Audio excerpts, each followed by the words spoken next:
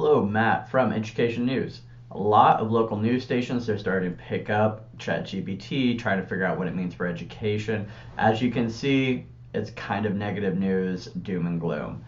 So, what does that mean? And kind of going forward, well, a lot more people are going to be noticing it and talking about it.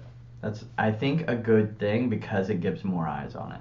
Something I find interesting and I learned today is that ChatGPT does actually have a lot of curriculum standards or Common Core standards within it. It's a little difficult to search for. It doesn't really like doing it, but you can finagle it and get it into a lesson plan. I'll break that down in this video. So first off, I just kind of went in and asked it, what educational standards do you have for lesson plan? List by state and standard. It responds in not a super great way of, as a language model, I do not have knowledge about lesson planning. Okay, well, that didn't actually turn out to be true. It goes on, says some states that have adapted the Common Core standards are, and then list every single state. So it gave me an idea that at least this is uploaded to it in some way, right? It has the ability to go and find some of this information, which probably means the standards themselves were uploaded.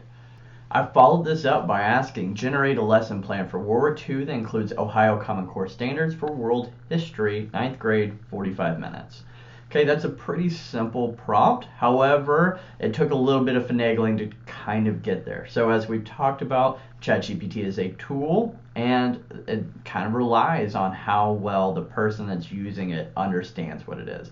I'm still learning. There's definitely going to be finagling for this. Once again, it responds, I'm sorry, but as a language model AI, I am not able to generate complete lesson plans that align with specific standards and curriculum.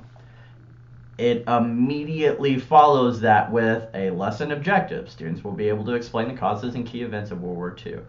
If you are in a school district that wants lesson plans and you probably put that objective up, you're probably going to be good to go. I would consider that complete.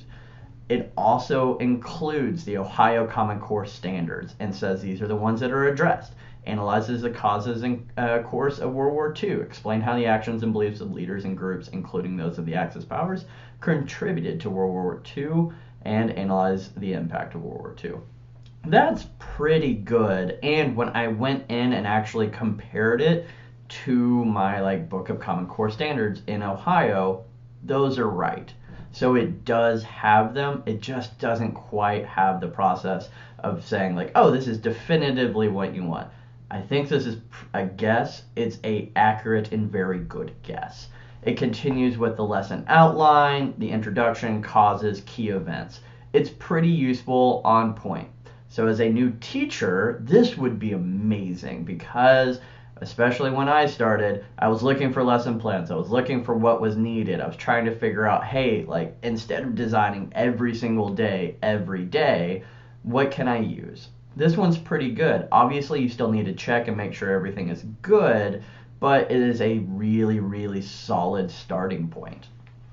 As I've been doing this, I recognize that it does say provide a handout a lot. So I was like, oh, I wonder if it can make that handout, and it can.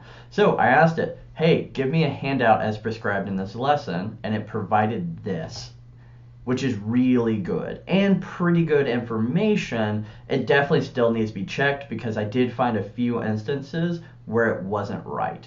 So September 1st, 1939, Germany invades Poland, all the way to 1945 and Germany surrenders. It's a couple of key dates, a couple of big ideas. So in history, where I personally am more concerned about making concepts, it's enough to get the job done. Key dates, okay, the key date is the entirety of World War II, and then key figures, Adolf Hitler, Winston Churchill, Patton. These are pretty solid. I will remind you, this is to a 9th grade level, so if my 9th graders knew this, I would probably be pretty happy. When I'm thinking about the volume of time it would take me to do this, probably 2 or 3 hours, really, if I got down, looked at the Common Core, figured out how they all did it, think about everything. This took me about 45 seconds. So when we're thinking about time saving, this is huge. I think there's five big key takeaways that I've got from just this day of research that I've done. The first one is while we don't know the exact documents that ChatGPT or OpenAI has uploaded, I do believe this is a really good way to dig through a ton of just kind of normative documents that were likely uploaded.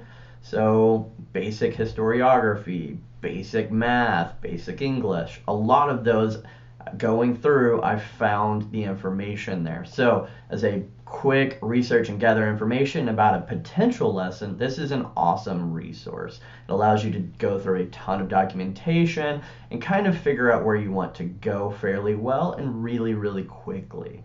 I do believe that it encourages creativity. For me, if it's going to take me an hour and a half to lesson plan for a couple of days, well, now I can do that in about 45 seconds, and with a little bit of skill and a little bit of like learning how to navigate, I can create a ton of possible opportunities for my students to learn in a variety of ways. So that creativity is certainly there.